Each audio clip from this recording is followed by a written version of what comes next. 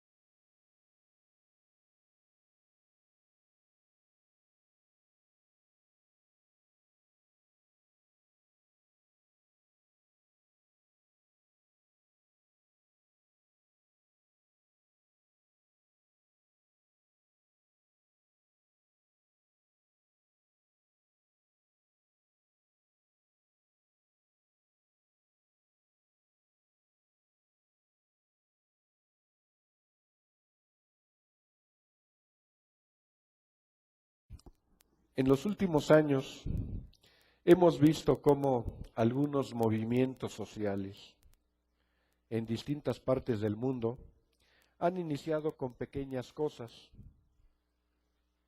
y de pronto toman un giro inesperado. El más reciente quizás y el más sonado es un movimiento que está sucediendo en Brasil, en donde hace escasamente un mes un grupo de estudiantes y amas de casa estaban protestando porque habían subido la tarifa de los camiones, 20 centavos.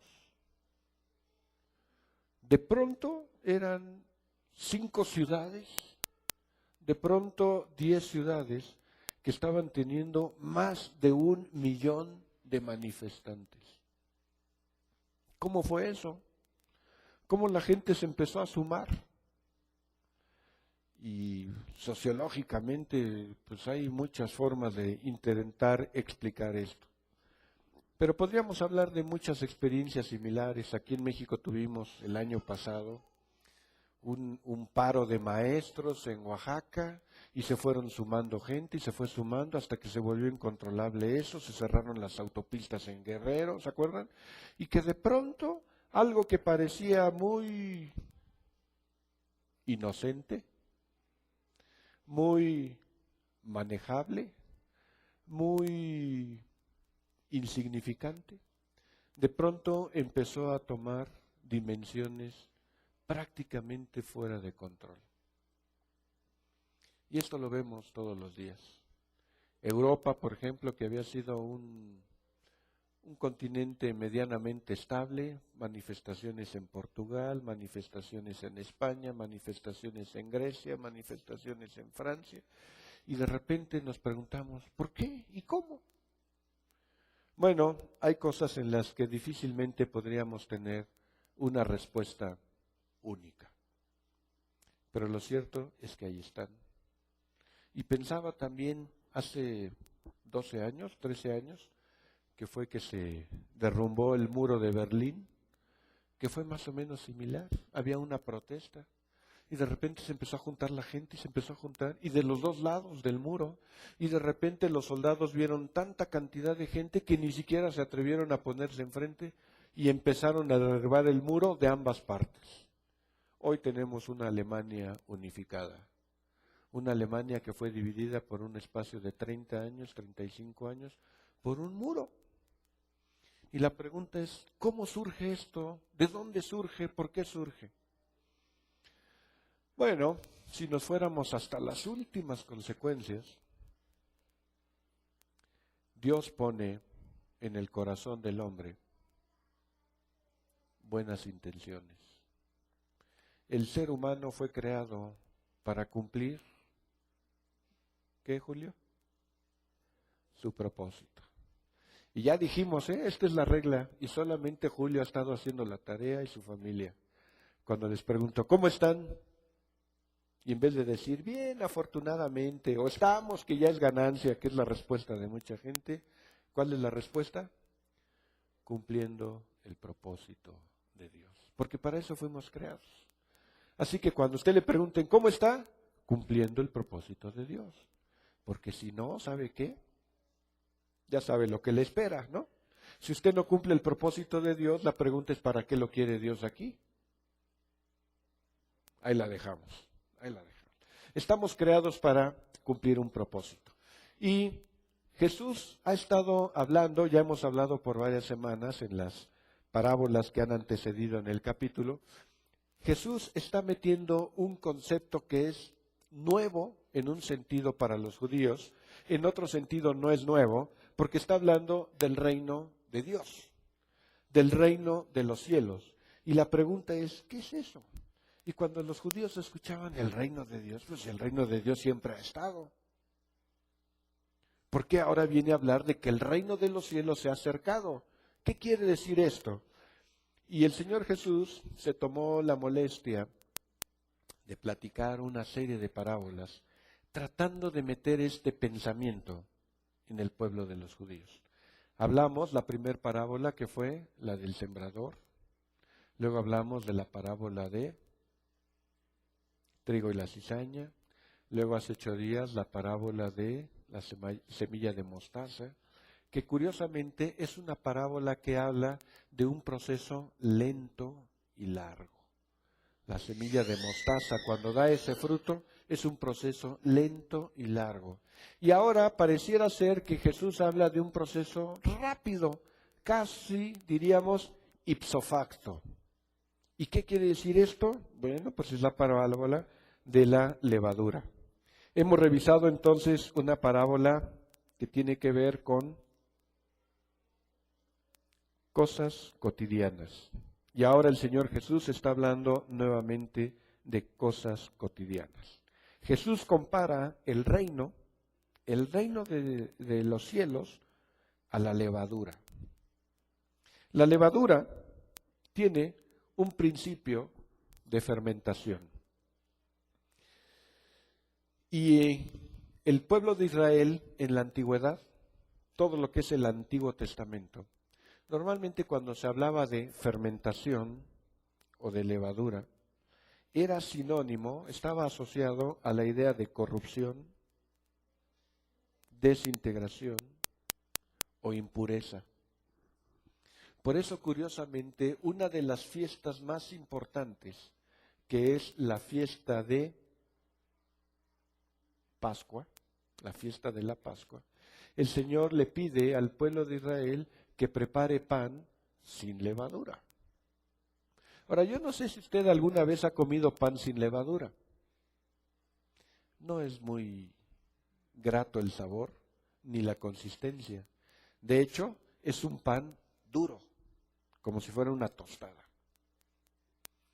Y a los mexicanos, pues no nos gusta el pan duro, ¿o sí? Y cuando Jorge encuentra un pan duro en su casa, ¿qué hace? Pues lo sopea. ¿O no? ¿A quién le gusta el pan duro? A ver, levante su mano. El pan tostado sí, pero el pan duro no. ¿No? Pan duro, hasta chimuelo se puede uno quedar cuando está uno mordiendo el pan. Y el pan sin levadura es un pan que se hace duro de manera natural. Así que en un sentido es poco apetecible. Por ejemplo, yo les voy a confesar algo que nunca les he confesado. Es un pecado, pero no es mío, así que lo puedo confesar con mucha libertad. No, no es cierto, no es pecado.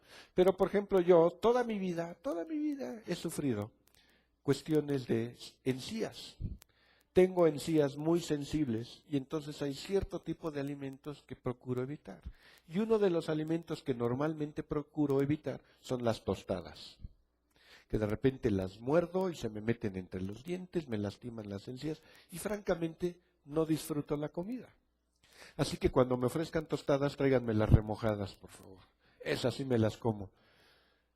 La levadura tiene un efecto en la masa, en el pan, que es evitar que se haga duro. Y además, el pan con levadura se vuelve esponjoso. Uno de los panes quizás que más apetecemos los mexicanos, que tiene mucha levadura, son las conchas. Esponjosas, ricas, suavecitas, ¿no? Bueno, espero hayan desayunado bien. Jesús utiliza ahora la figura de la levadura. Y el texto dice, el reino de los cielos es semejante a la levadura. A la levadura. Ahora, si históricamente la levadura había sido asociada en el pueblo de Israel como algo de corrupción, como algo de desintegración, como algo de echado a perder, ¿por qué utilizaría Jesús esta figura?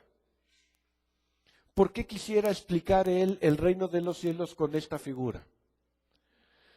Y quizás tiene que ver más con el proceso que con la levadura misma.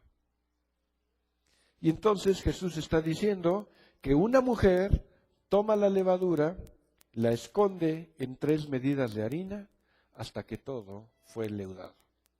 Según las equivalencias, las 3 medidas de harina serían como 40 kilos de harina. ¿Cuánto pesas, David? 40 kilos, más o menos. Imagínense entonces que le ponemos un poco de levadura a una masa que sería el equivalente a al tamaño y al peso de David. Y dice que pone ahí y queda leudada la masa. Eso es todo. Eso es todo. Y el reino de los cielos, así es. Y entonces, ¿qué deberíamos entender de esta parábola tan microscópica? Bueno, lo que tenemos que entender es que, en primer lugar, el efecto de la levadura no tiene que ver con la cantidad de masa que pretendemos leudar, ni con la porción de la levadura. Ese es el primer punto. Por microscópica que sea la presencia de la levadura, eso va a leudar toda la masa, al final de cuentas. Y a veces nosotros pensaríamos, bueno, ¿y qué podríamos hacer nosotros como cristianos ante un país tan corrupto como este? Somos bien poquitos. ¿Qué podríamos hacer un puñado de cristianos ante un pueblo idólatra como este, si somos unos cuantos? ¿Alguna vez se ha puesto a pensar eso? En la magnitud que significa transformar este mundo y la cantidad de recursos tan poquitos que somos.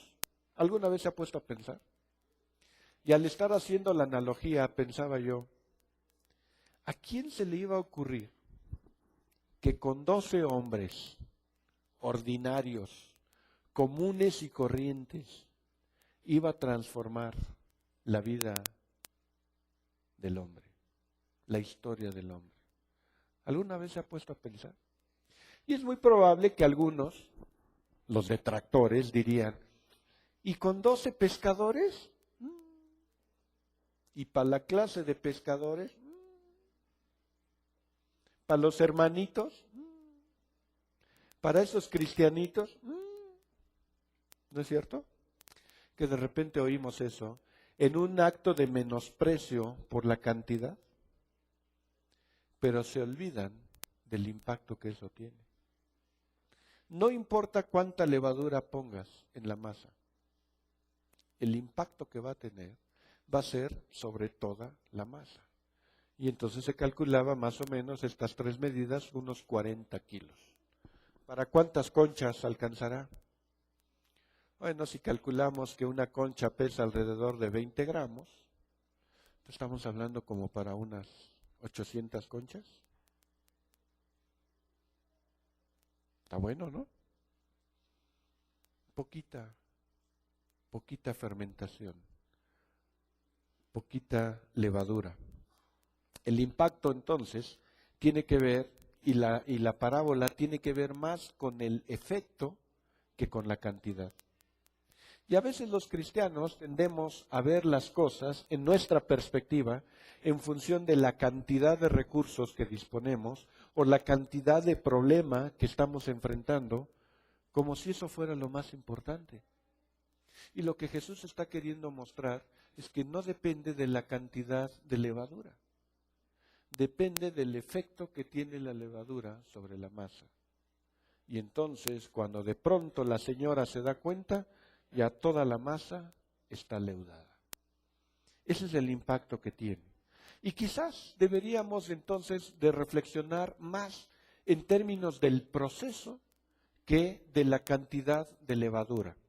Y aquí hay varias características que yo creo que es importante tomar en cuenta.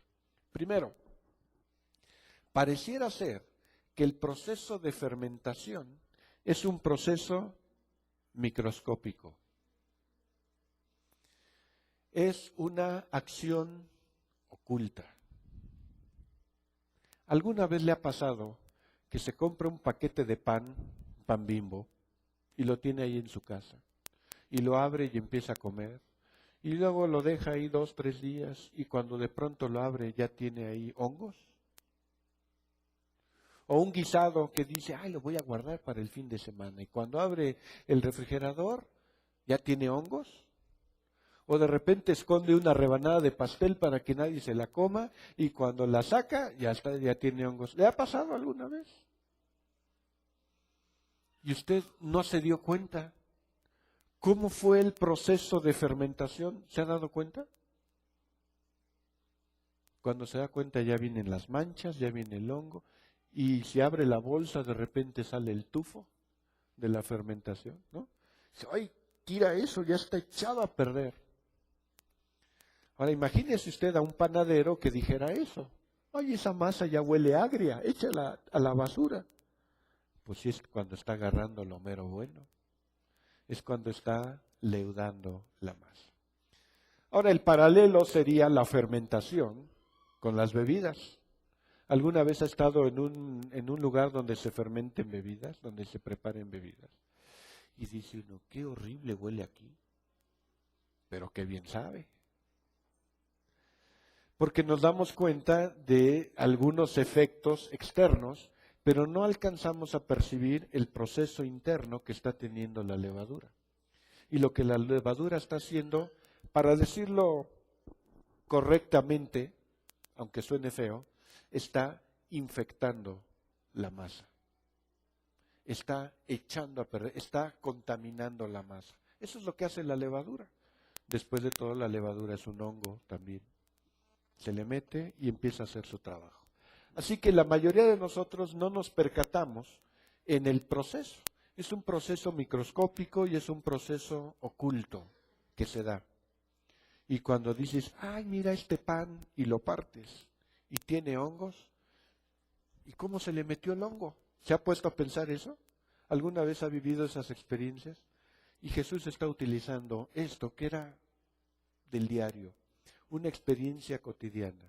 El reino de los cielos es como un poco de levadura que la señora mete en la masa y de pronto está todo leudado. Ahora, cuando la levadura está manejada correctamente, disfrutamos el efecto que tiene. ¿O no? Un buen pan, un buen pastel, un buen alimento. Pero cuando la levadura no está controlada, ya se echó a perder. Y en un sentido los mexicanos tenemos mucho, yo no sé si es correcto o no, pero decimos, ya se hizo agrio, ¿no? Pareciera ser que la fermentación provoca un sabor de acidificación. Y entonces los mexicanos tenemos mucho la tendencia, ay no, eso está agrio. Pues claro, pues es limón, ¿no? El limón está agrio y no es que está echado a perder, así es su naturaleza. Pero cuando ese sabor agrio no corresponde a lo que es originalmente, entonces en automático decimos, eso está echado a perder. Hoy las nuevas generaciones ya no van a entender mucho esto, pero todavía en mi generación se acostumbraba a la leche búlgara, de donde después se inventa el yogurt, ¿no? ¿Alguna vez probó la leche búlgara? ¿A qué sabe? Agria, ácida.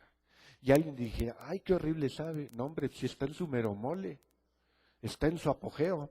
Y entonces la endulzamos, ¿no es cierto? Porque, ¿qué es lo que hace el búlgaro?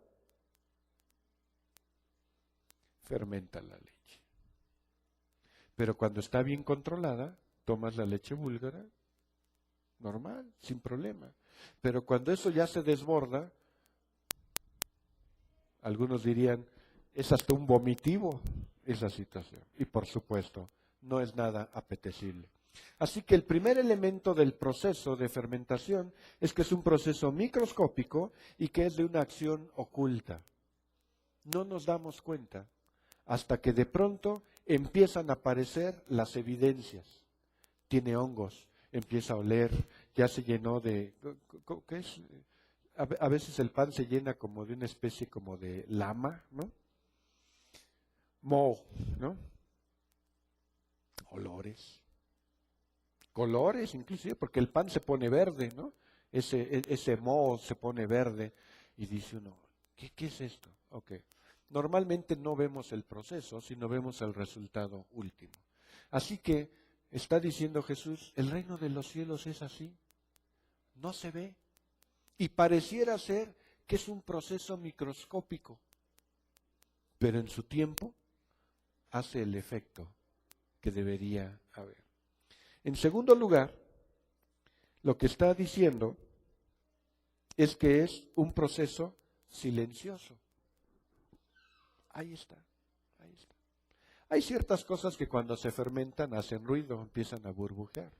Pero la levadura normalmente en el pan, en la masa, no hace ruido. Simplemente aparece. Y ahí está de pronto la presencia, dice el Señor Jesús, del reino de los cielos. De manera silenciosa.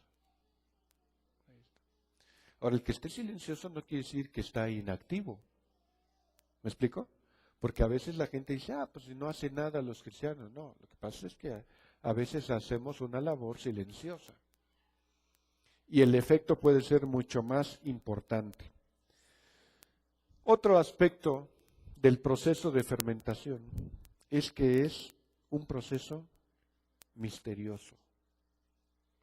¿Cómo se da la fermentación?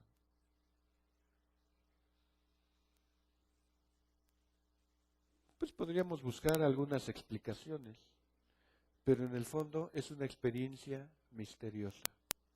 ¿Cómo se da?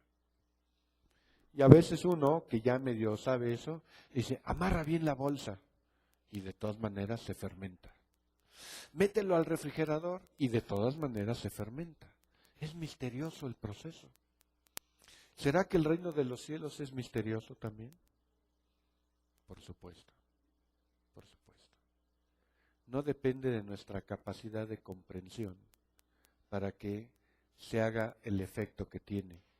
Depende del propósito de Dios. Y entonces de repente, aquí mismo lo hemos escuchado, de repente en los testimonios, ¿no? De repente la gente no entiende cómo es que están las cosas como están. Por ejemplo, Andrea hablaba de su papá hace un rato. Y yo cada vez que veo entrar a Pablo los domingos digo, este es un milagro más. Y es un milagro más. 1.5 años desahuciado y aquí viene cada domingo. Y eso es misterioso. Los médicos dicen, es que usted ya debería estar muerto. Es que usted, de acuerdo a esos síntomas, ya no debería ni poder caminar, ni poderse levantar. Y aquí está Pablo fielmente cada domingo. Eso es misterioso. Indudablemente que tenemos muchas situaciones. De repente dice Julio, me topo con alguien y misteriosamente, ahí está. Le platicaba a Ray ahora en la semana, estaba en un hospital donde doy una clase los jueves y entonces en el receso aproveché para ir al sanitario. Y me iba yo acercando, iba en el pasillo y sale un tipo del sanitario, yo me iba acercando y se me queda viendo. La verdad me dio miedo porque tenía cara de maleante este amigo, ¿no? Y se me queda viendo. Y yo así como... Y pasamos. Y ya iba yo como a 1 metro, 2 metros de él, cuando de repente oigo que dice, Sergio Deras. Y volteo. Y era la única persona que estaba en el pasillo. ¿Seré yo, maestro? ¿Sergio Deras? ¿Sí? ¿Sergio Deras? ¿Sí? ¿No te acuerdas de mí? Pues no, francamente no. Era un muchacho que tenía por lo menos 30 años de no verlo. Se convirtió cuando estaba yo en la universidad. Empezamos a platicar. ¿Y qué haces aquí? No, pues aquí trabajo en el hospital. No me digas. Y me dice, te he visto varias veces entrar y salir y decía, ¿será? ¿No será? ¿Será? ¿No será? Pues aquí estoy. Misterioso el asunto. ¿Y cuántas otras historias no podríamos platicar de los misterios, como Dios va moviendo las situaciones? Como Dios va colocando, diríamos, las piezas del rompecabezas.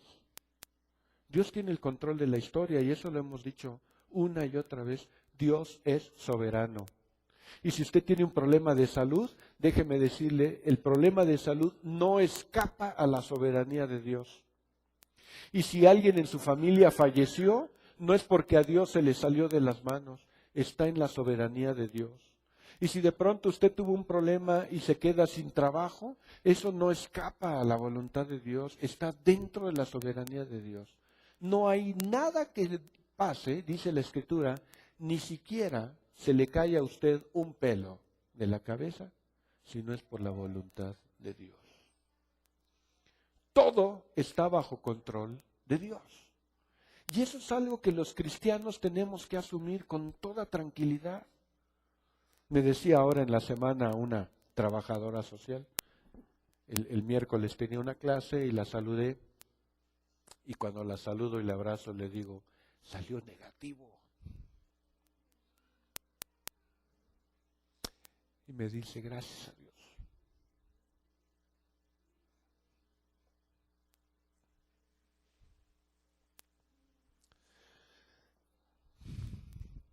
Me decía esta mujer, usted todavía tiene mucho que hacer. Yo sabía que el tumor era negativo, porque yo lo veía a usted cómo se iba recuperando. Y cuando el tumor es canceroso, la gente se empieza a poner pálida, empieza a bajar de peso, su ánimo. Y si yo lo veía a usted al revés, ya hasta recuperó peso. Digo, pues sí. Y me dice, gracias a Dios, porque todavía hay mucho que hacer. Y le dije, mire, con toda honestidad, yo estaba tranquilo. Porque estoy en las manos de Dios. Porque Dios es soberano.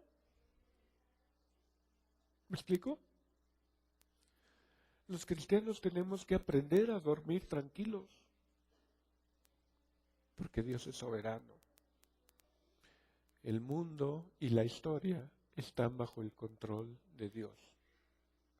A veces en el impacto inmediato no lo alcanzamos a percibir, así como la levadura, no alcanzamos a percibir lo que está pasando en la masa, pero eso no significa que Dios no tenga el control. ¿Me explico? Tenemos que aprender a trabajar con eso, con nuestros propios conflictos, nuestro duelo, nuestras inquietudes, y tenemos que aprender a trabajar con ello, por supuesto. Pero eso no significa que Dios ha perdido el control de las cosas. Y yo pienso que cuando nosotros estamos en la frecuencia de Dios, aunque de pronto parecieran misteriosas las cosas que estamos viviendo, finalmente podemos encontrar y entender que Dios está acomodando las piezas. Cuando le platicaba a Ray de este muchacho, me dice Ray, ni mandado a hacer. Porque en la Secretaría de Salud nos están pidiendo un curso que tiene que ver con protección civil. Y este chico es instructor de protección civil. Y además cristiano. Y ni mandado a hacer. ¿Cómo Dios empieza a mover las piezas? Así es. Ahora déjeme decirlo con todo orgullo, ese es mi Dios.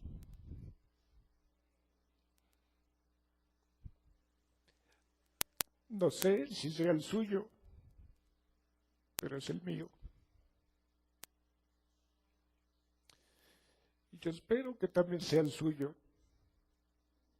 Que a veces sin entender cómo está funcionando, de todas maneras, sus propósitos se cumplen.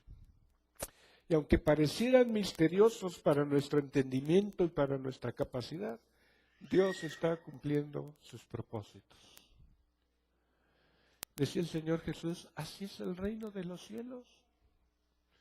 Ahí va la levadura y cuando te das cuenta, ya toda la masa ha sido infectada. Pero otro aspecto importante en el proceso es que la levadura, por insignificante que parezca en cantidad, tiene un efecto transformador. Esa pequeña porción transforma toda la masa. Y nosotros deberíamos preguntarnos, ¿Qué es lo que Dios está esperando que transformemos? Yo me he preguntado y me he preguntado. Y cuando veo a un Julio acá, digo, valió la pena. ¿O no, Julio?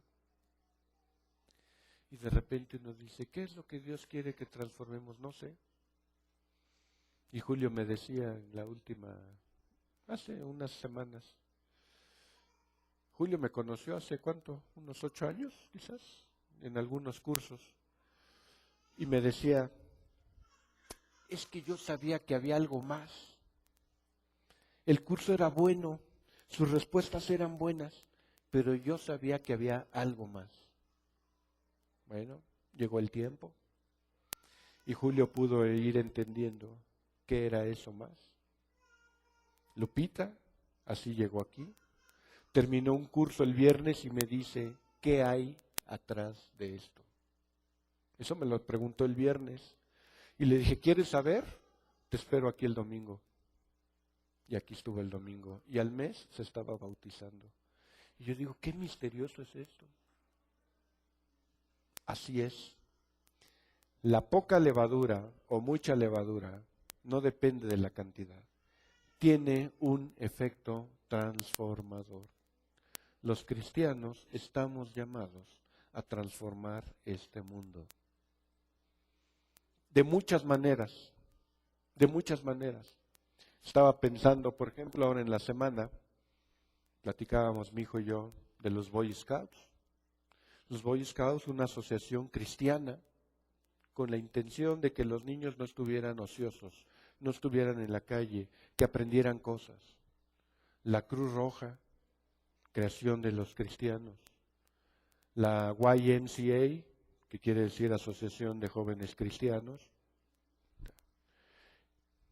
Visión Mundial, niños de la calle. Y nos damos cuenta de tantas y tantas y tantas y tantas iniciativas que los cristianos han hecho a lo largo de la historia para transformar este mundo. Porque a eso hemos sido llamados los cristianos, a transformar el mundo. Ahora, debe quedar muy claro que el alcance de esa transformación no depende de nosotros, ni nosotros la podemos definir. Esa es la labor de Dios. Hemos hablado aquí insistentemente en 2 escenarios que tenemos que aprender los cristianos y es lo que la Biblia nos enseña.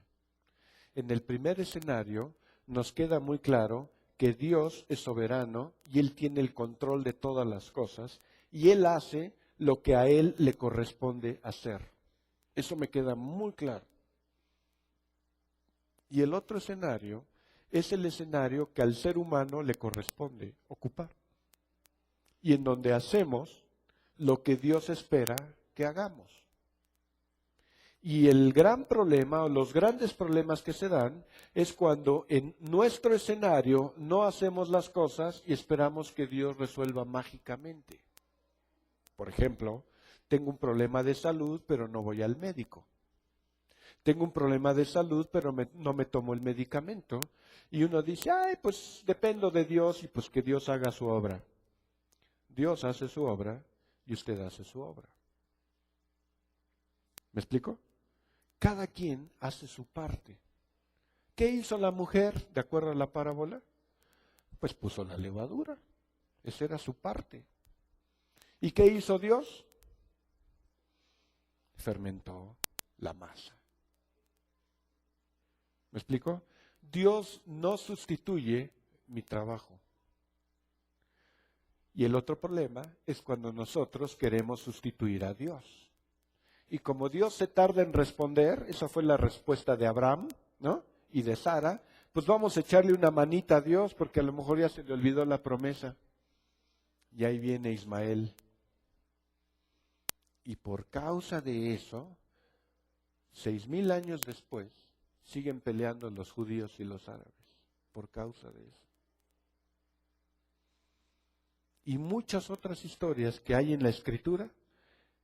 Saúl, cuando le dice el profeta Samuel, no hagas esto hasta que yo llegue, espérame. Y ve que la gente se empieza a inquietar y entonces hace el sacrificio. Y cuando llega Saúl, lo reprende. Es que la gente ya estaba lebrestada, ya se quería ir. Te dije que esperaras. Y de ahí, Dios lo quitó del trono. Dios hace su parte y nosotros hacemos nuestra parte. Mi hijo quiere pasar la escuela, pues póngase a estudiar. Usted hace su parte y Dios hace su parte. ¿Me explicó? Dios no va a venir a presentar el examen por ti. Ay, necesito bajar de peso, le voy a pedir a Dios. Cierre la boca y póngase a dieta.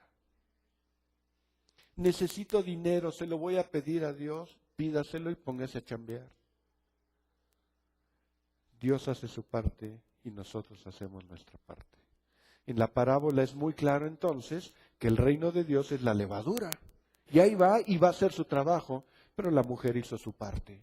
Agarró la levadura y se la puso a la masa. Ese era su trabajo. ¿Cuál es su trabajo en el reino de Dios? ¿Cuál es la parte que a usted le corresponde? Y la enseñanza es muy clara. Esa levadura va a transformar toda esa realidad. Los cristianos estamos llamados a transformar la realidad. ¿De qué manera la transformamos? No lo sé. No lo sé. Pero me queda muy claro, y siguiendo las palabras del Señor Jesús allá en Juan 3, 4, 5, cuando está hablando el Señor Jesús y dice, ustedes son la luz del mundo. ¿Y qué hace la luz del mundo? Resplandece en medio de la oscuridad. ¿Y cómo resplandecemos? Ahora, a mí me sorprende, de verdad, ¿cuál fue la promesa que Dios le dio a Abraham? ¿Se acuerda?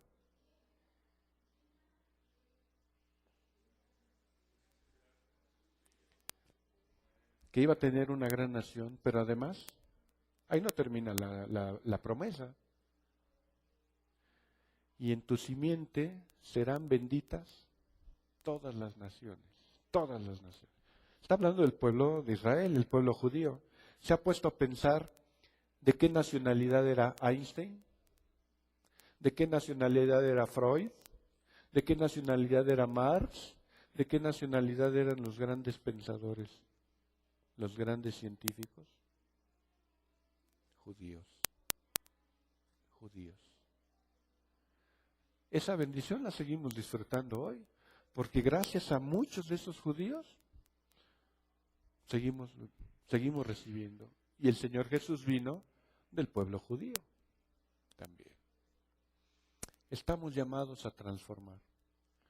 Hay un proceso misterioso, un proceso desconocido, no sabemos cómo va a ser, pero lo cierto es que cada cristiano está llamado a transformar su realidad. Y lo otro que me parece que es excelente también en el proceso, una vez que entra la levadura, eso es imparable, imparable. La fermentación, la leudación no puede revertirse. No hay forma de revertir un proceso de fermentación. Lo puede parar, pero no lo puede revertir. Una vez que el reino de Dios está aquí, no se puede parar. No hay nada que pueda detener el reino de los cielos. ¿No le da eso tranquilidad? ¿No le da eso seguridad? ¿No le da eso ánimo? No hay nada. ¿Cuántas veces a lo largo de la historia han querido acabar con los cristianos? Y hablamos desde el Imperio Romano, y después cuando el bloque socialista, bueno, en la Edad Media, y luego en el bloque socialista, y en China, que hoy todavía está prohibido que tengan Biblias y que lean la Biblia, ¿no? Todavía. Y puede ser causa de muerte de los chinos el tener una Biblia. Y cuántas y cuántas y cuántas historias por acabar con los cristianos, y parece que se reproducen más. Eso es lo misterioso del reino de los cielos. No está en nuestras manos, no depende de nuestra capacidad, Simple y sencillamente lo que tenemos que hacer es nuestra parte. Y nuestra parte es agarrar la levadura y ponerla ahí. Yo me he preguntado y hemos compartido mucho, Ray y yo, por años esta noción. ¿Cuánto de nuestro trabajo tiene que ver? Y hablamos él y yo como nuestro trabajo, no estamos hablando del trabajo de la iglesia en general, sino de lo que hacemos. ¿Cuánto del trabajo que hacemos tiene que ver con ayudarle a la gente a poner sus pensamientos en orden, a poner su pensamiento en perspectiva? Porque una de las cosas que descubrimos, cada quien por su lado, y eventualmente las llegamos a cruzar, es que si yo parto de una premisa equivocada, mi conclusión va a ser equivocada, aunque el razonamiento sea bueno. Por ejemplo, hay gente que dice, bueno, yo no voy a la iglesia si no me nace, porque si no me nace y voy es como ser hipócrita, ¿no? Bueno, ese razonamiento es más o menos correcto, pero la premisa está mal, porque la pregunta es, entonces, ¿por qué no te nace? Ya desde ahí está el problema, desde la premisa misma. Y entonces mucho de lo que hacemos, tanto como empresa como en la iglesia, tiene que ver con ayudar a la gente a poner su pensamiento en orden.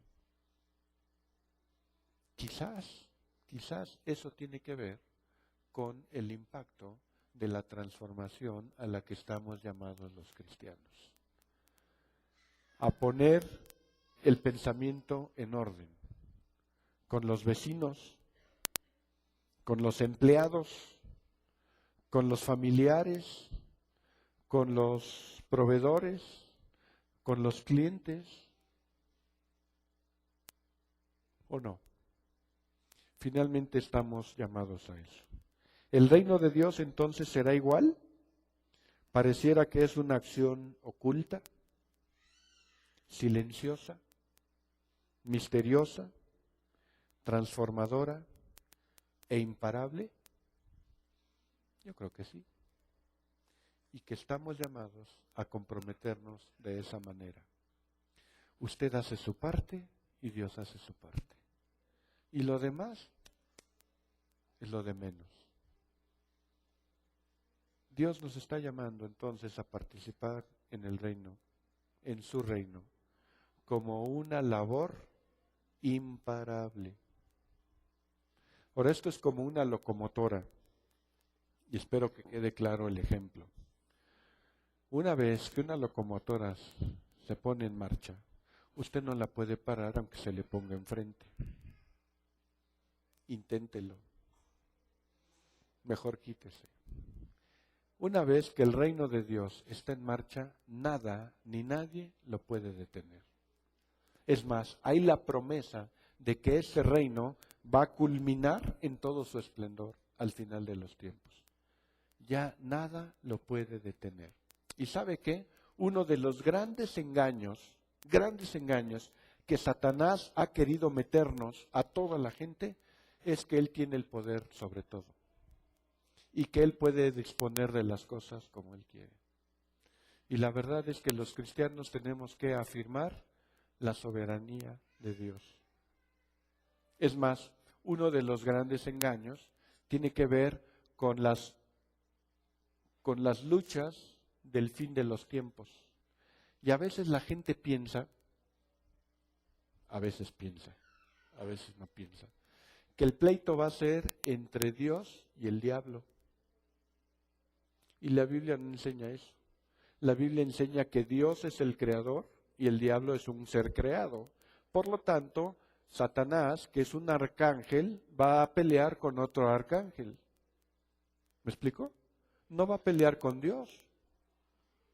Para decirlo con más caché, el Señor no se va a ensuciar las manos peleando con Satanás.